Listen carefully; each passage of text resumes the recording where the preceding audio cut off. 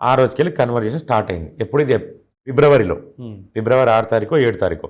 అక్కడి నుంచి మార్చి 29 వరకు మేము కలుసుకోలే. జస్ట్ ఫోన్లో మాట్లాడుతున్నాం. ఫోన్లో మాట్లాడి చాటింగ్ చేసుకుంటున్నాం అంతే. నేను మార్చి 25కు బాంబే టు కొచ్చిన్ టూర్ పోయినా నేను ఒక ఫ్రెండ్స్తో క్రూజ్లో పోయినా. అమ్మాయి అప్పుడు వస్తాను కూడా అన్న, అతను చాట్ కూడా ఉంది. నేను కూడా వస్తాను కూడా అన్నది అమ్మాయి. కానీ మేము అలా టికెట్లు బుక్ చేసుకుని వెళ్ళిపోయినాం మేము. ఎప్పుడు వస్తారు వైజాగ్ అంటే 29కి వస్తా అని చెప్పిన. 26th ఎందుకు వైజాగ్? ఈమెను కలవనికేనే అంతా మాట్లాడుకుంటున్నాం కదా మామూలుగా. ఆయన అన్నట్టుగా పోట్లేదు బిజినెస్లు దొంగ బంగారం అని అంటుంది కదా, అదంతా వేస్ట్ మాటలు, నోటికొచ్చిన సొల్లు వాగుతురు వాళ్ళు. కానీ జరిగింది ఇది. ప్రతి ఎవిడెన్స్ నా దగ్గర ఉంది, ప్రతి ప్రూఫ్ నన్ను అడగండి మీకు. సో వైజాగ్ ఎప్పుడు వస్తున్నారో అని అడిగారు. 26 కొచ్చిన్లో దిగిన. కొచ్చి టు హైదరాబాద్ మళ్ళీ ఫ్లైట్లో వచ్చిన. 26 నైట్ వచ్చిన, ఇంటికి వచ్చిన, ఫ్రెష్ అప్ అయిపోయినా. 27th బై రోడ్ వెళ్ళిపోయినా నేను.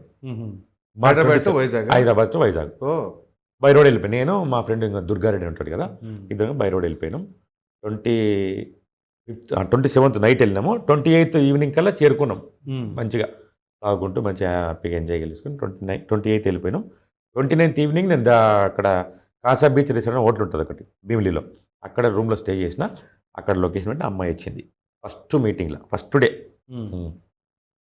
మార్చ్ 29th ఈవినింగ్ 7:30 అరౌండ్ 8:25లో వచ్చింది మేడం.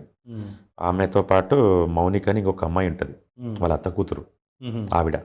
ఇద్దరు కలిసి వచ్చిండ్రు. మంచిగా మాట్లాడుకున్నాం. March 29th night. First 4 years తర్వాత ఫస్ట్ మేము కలిసిన ఫస్ట్ మీటింగ్ అది.